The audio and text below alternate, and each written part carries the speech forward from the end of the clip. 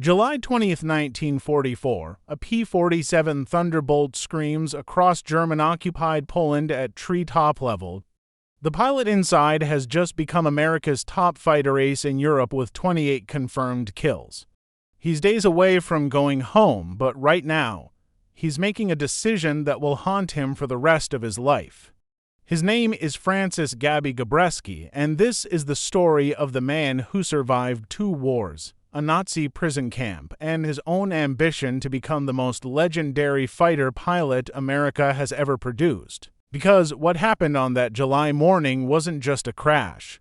It was the moment that defined everything that came after.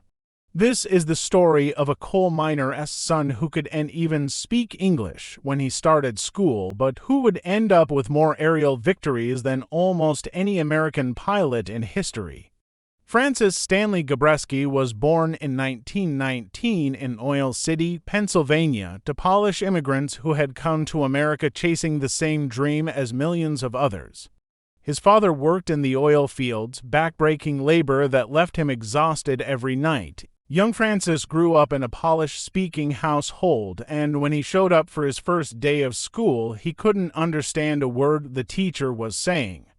Can you imagine that, being dropped into a classroom where everyone is speaking a foreign language and you're expected to just ... figure it out? Most kids would have crumbled. But Gabreski didn't. He learned English, adapted, and pushed forward. That resilience, that refusal to quit when things got hard, would define his entire life. By the time he was a teenager, Gabreski had developed an obsession with flying. He'd watch planes overhead and dream about being up there, free from the industrial grime of Pennsylvania. In 1940, he enrolled at Notre Dame, planning to become a doctor, but the pull of aviation was too strong. He left college and enlisted in the Army Air Corps, determined to become a pilot. Here's where things get interesting. Gabreski's early military career was underwhelming. He wasn't a natural. He struggled in flight training, his instructors weren't impressed. And when he finally earned his wings in 1941, he was assigned to Wheeler Field in Hawaii, flying obsolete P-36 Hawks. Not exactly the glamorous fighter pilot life he'd imagined. Then came December 7, 1941. Gabreski was on the ground when Japanese planes attacked Pearl Harbor. He watched the smoke rise, heard the explosions, felt the rage building inside him. But here's the brutal truth. He never got airborne that day. While the chaos unfolded around him, Gabreski remained grounded, helpless. That feeling of powerlessness burned into him. He made a silent promise to himself. He would never be caught on the ground again. After Pearl Harbor, Gabreski volunteered for everything. He wanted combat. He wanted revenge. In 1942, he got his chance when he was sent to England as part of the 56th Fighter Group, flying the massive P-47 Thunderbolt, a plane affectionately known as the Jug because of its bulky appearance. But before joining his squadron, Gabreski did something unusual. He requested a temporary assignment with a Polish fighter squadron flying for the RAF. Remember, he spoke Polish fluently. He wanted to learn from pilots who had already been fighting the Luftwaffe for years, and what he learned was brutal. The Polish pilots taught him that dogfighting wasn't about fancy maneuvers or Hollywood heroics. It was about aggression, positioning, and ruthlessness. They taught him to get close before firing, to aim for the cockpit and engine, to never give your enemy a second chance. Gabreski absorbed everything like a sponge. When he finally joined the 56th Fighter Group in early 1943, he was a different pilot, calm, focused, lethal. His first kill came on August 24, 1943, during a bomber escort mission over France. He spotted a Focke-Wulf 190 diving toward the American bombers. Gabreski positioned himself perfectly, close to within 200 yards, and opened fire. The German plane exploded in midair. No hesitation, no drama, just cold execution. Over the next year, Gabreski became a killing machine, 2 victories here, 3 there. By spring 1944, he was racking up kills faster than almost anyone in the European theater. His squadron mates nicknamed him Gabby, though ironically, he was one of the quieter pilots in the unit. He didn't boast, he didn't showboat, he just flew, fought, and won. What made Gabreski special wasn't just his marksmanship, it was his tactical brain. He understood energy management, altitude advantage, and when to engage versus when to break off. He fought smart, not reckless, and he always brought his wingman home. By July 1944, Gabreski had 28 confirmed kills, making him the top American ace in the European theater. He had surpassed Eddie Rickenbacker's World War I record. He was scheduled to rotate home in just days. His war was essentially over. And that's when everything went wrong. July 20th, 1944, one last mission, just one more flight before heading home. Gabreski's squadron was conducting a strafing run on a German airfield in Poland. It was supposed to be routine, catch some enemy planes on the ground, destroy them, get out? Gabreski had done this dozens of times. But on this day, something felt different. Maybe it was overconfidence. Maybe it was fatigue. Maybe it was just bad luck. Gabreski made a decision that still baffles military historians. He came into low too fast. His propeller clipped the ground. In an instant, his P-47 Thunderbolt, the indestructible jug that had carried him through hundreds of combat hours, became a hurtling piece of wreckage. Gabreski fought for control as the plane shuddered violently. He managed to belly land in a field, the aircraft skidding across the Polish countryside in a shower of dirt and torn metal. He was alive, but he was deep in German-occupied territory. Gabreski climbed out of the wreckage, dazed but unhurt. For a moment, he stood there in the field, the reality sinking in. He was about to become a prisoner of war. The top American ace in Europe, captured not by enemy fighters, but by his own mistake. Within hours, German soldiers found him. They knew exactly who they had captured. Gabreski was famous, his face in propaganda photos. The Germans were almost giddy about it. They took him to Stalag Luft I, a POW camp on the Baltic coast reserved for captured airmen. And just like that, Francis Gabreski's war was over. Or so he thought. Life in Stalag Luft I was a slow, grinding torture. Not the Hollywood version with dramatic escape attempts, but the soul-crushing monotony of captivity, hunger, cold, boredom, and the psychological weight of knowing you'd made a mistake that cost you everything. Gabreski spent nearly a year in that camp. He lost weight. He battled dysentery. He watched other prisoners break mentally, men who gave up and simply stopped trying to live, but Gabreski refused to break. That same resilience that got him through childhood, through flight training, through combat, carried him through the camp. He organized educational classes for fellow prisoners. He exercised obsessively to maintain his strength. He planned for the future, visualizing the day he'd be free. Because, deep down, Gabreski knew something that kept him alive. This wasn't the end of his story. In May 1945, Soviet forces liberated Stalag Luft I. Gabreski weighed barely 130 pounds, gaunt and hollow-eyed. But he was alive, and more importantly, he was still a fighter pilot. When he finally returned to the United States, the reception was complicated. He was a war hero, yes, but also a reminder of hubris and mistakes.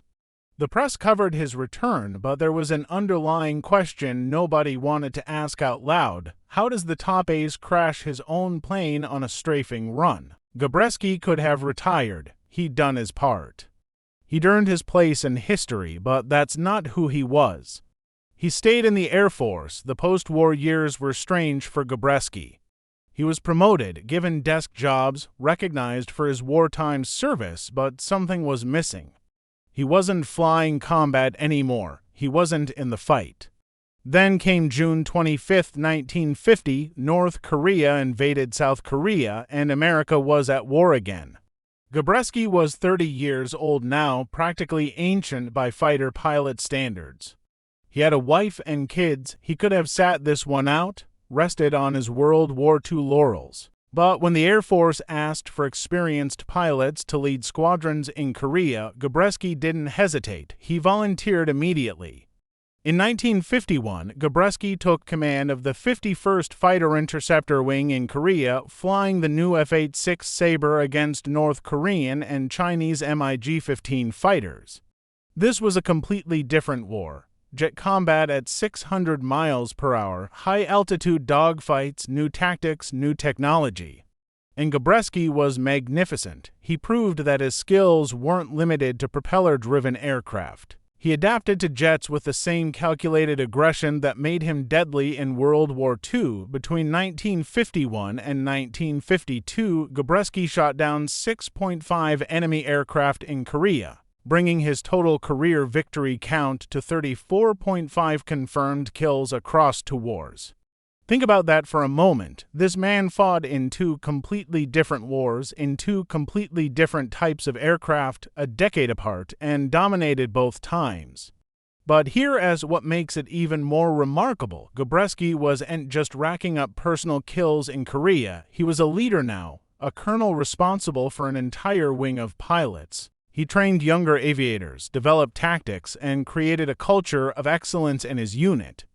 The 51st Fighter Wing became one of the most successful units in the Korean War under his command. He'd gone from the hotshot ace of World War II to a mature, strategic leader. The crash in Poland, the year in the prison camp, the humiliation of that mistake, it had all forged him into something more than just a skilled pilot. It had made him a complete warrior. After Korea, Gabreski continued serving in the Air Force, eventually retiring as a colonel in 1967, but his influence extended far beyond his own cockpit. Gabreski became a mentor to a new generation of fighter pilots. He taught at the Air Force Academy. He consulted on tactics and aircraft design. He embodied a philosophy that combat wasn't about glory or individual heroics, but about discipline, teamwork, and bringing everyone home alive. In the decades that followed, military aviation evolved in ways Gabreski could never have imagined. Supersonic jets, precision-guided missiles, stealth technology. But the fundamentals he preached, positioning, aggression, situational awareness, remained constant.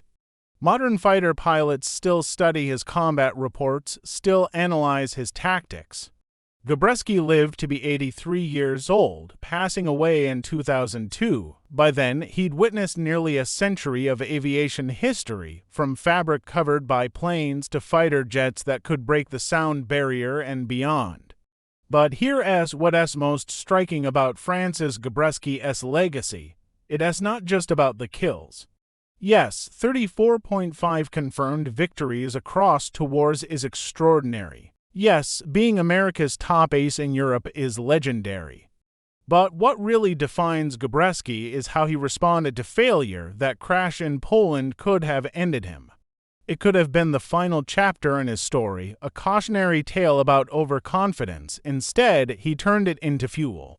He survived the prison camp. He came back stronger. He proved himself all over again in Korea, not as a young hotshot, but as a seasoned leader. There is a question that haunts every warrior at some point. What do you do when you fail? For Francis Gabreski, the answer was simple. You get back up, and you prove you're more than your worst moment. He could have let that crash define him. He could have let the whispers and doubts consume him. But instead, he chose to rewrite his story. Not by erasing the mistake, but by building something greater on top of it. Today, when Air Force pilots learn about Gabreski, they don't just study his tactics or his kill count. They study his resilience. They learn about the coal miner's son who couldn't speak English but learned anyway. The pilot who struggled in training but persevered. The ace who made a catastrophic mistake and survived. The prisoner who refused to break. The leader who came back a decade later and proved he still had what it took.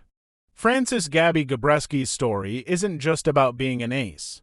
It's about refusing to quit, even when everything tells you to. It's about turning your lowest moment into the foundation for something greater. It's about understanding that legacy isn't built in the victories alone, but in how you respond when everything goes wrong. So the next time you face failure, the next time you make a mistake that feels catastrophic, remember the pilot who clipped his propeller on the ground in Poland.